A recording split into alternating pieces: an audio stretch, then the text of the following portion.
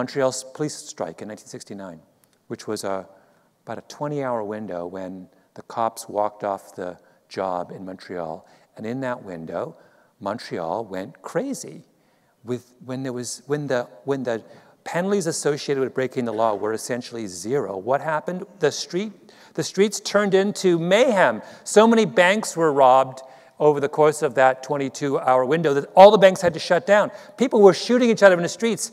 This is Canada. They don't have guns.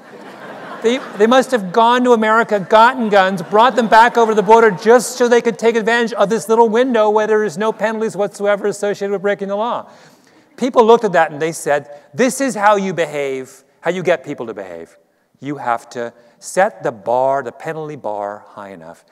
And that idea has been at the center of how we have behaved as a culture ever since. It's the idea behind the Vietnam War, right? In what was going on, what was the cause of the Vietnam War? North Korea was sending insurgents, guerrillas, infiltrating them into South Korea and making trouble. And the American government said the best way to stop them is we will raise the price of that behavior higher and higher and higher until they stop. We're going to bomb them until they realize it's not worth it, right? That was the core notion behind it. Or if you look at the grand experiment this country went through in law and order in the 1990s, right? We responded to a murder rate that was going up and up and up by doing what? By radically increasing the penalties associated with committing violent crimes.